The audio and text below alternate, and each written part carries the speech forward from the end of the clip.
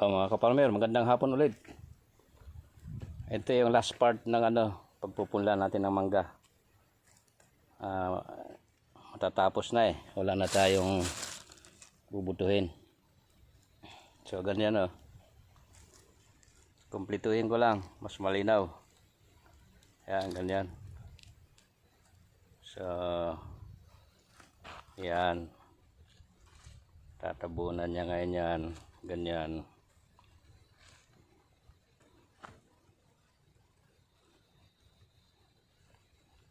Yan. Tapos yung pagbuto po niyan, pagka kinain natin yung mangga, mayroong pinakapuwit yan eh. Doon tatabasin yan bago sungkitin ng ng puluhan ng kutsara para hindi siya masugatan. Yan, ganyan yan oh.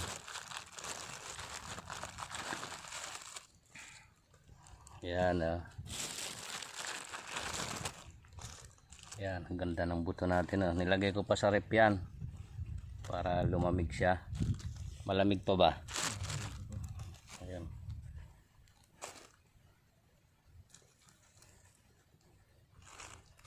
At ang sibol po ng bawat mangga na yan, yan.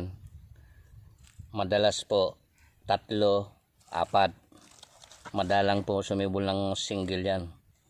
2. Ganyan yan. Kaya itong pinunla natin ito, marami-rami ito. 1,000 na rin piraso yan. Pag naka 1,000 tayo na buto, eh rough estimate ko na lang yan, yung 2 plat na to. Itong una.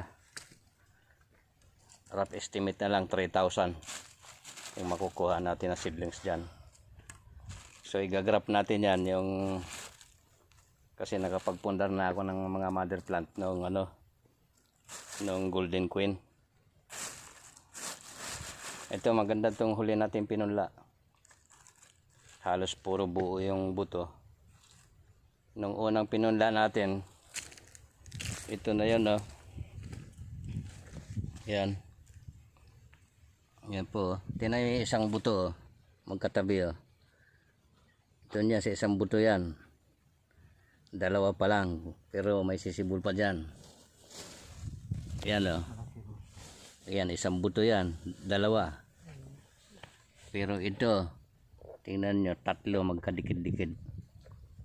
Isang buto lang yan.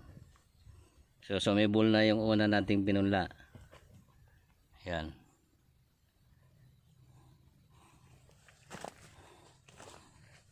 At ipapakita ko rin sa inyo yung estado niyan.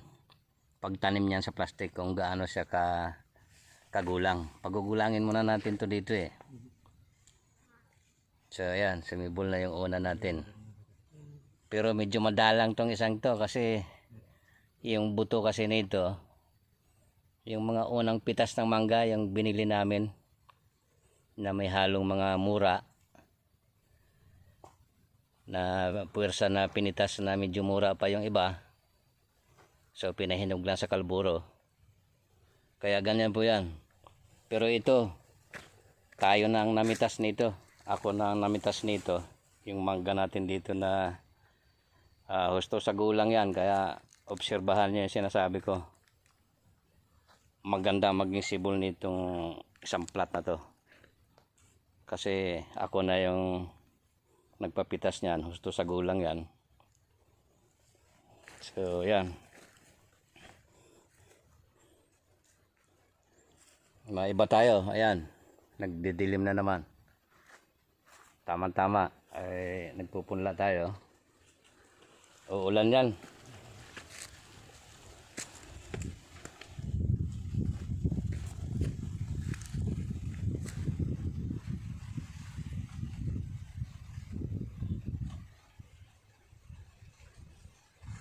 Ano dyan, magkasya kaya? Kung marami pa. Sige.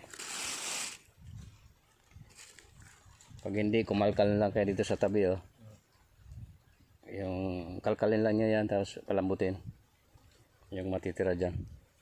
Yan lagyan nyo ulit ng yan, ganun, ng dayami. Tapos palapa, damihan nyo para hindi ng aso.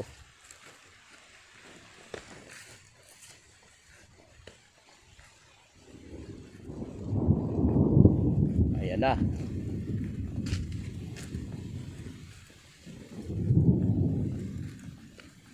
Nag-warning na mga ka-farmer. Nagsasalita yung kulog. Kaya mga tauhan ko na yan, karamihan sa mga katutubo, takot dyan. Kaya ako, hindi ako natatakot dyan kasi nagsasalita yung kulog eh. Magtanim na raw. Nagbibigay ng hudyat eh.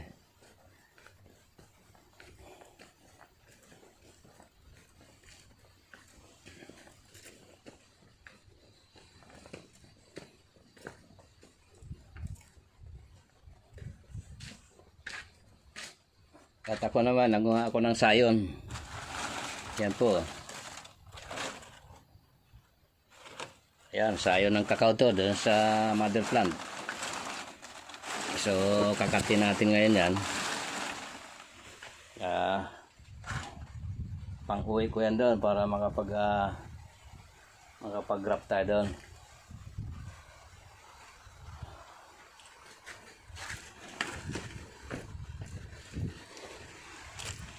Ligpit natin yung ano.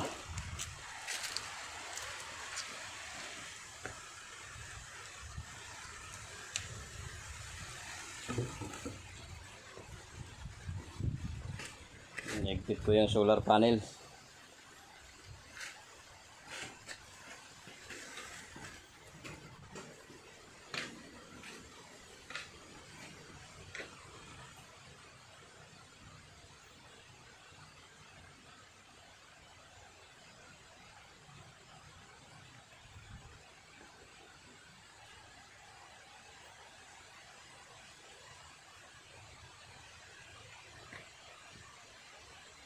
Sige mga ka-farmer, maraming salamat sa atin. At meron pa tayong gagawin. Mahirap naman magtrabaho ng may hawak na cellphone. Yun lang po yung last detail ko doon sa sa pagpupunla ng mangga. At meron pa akong gawing demo yung sa pag-grap naman. Kaya mga ka-farmer,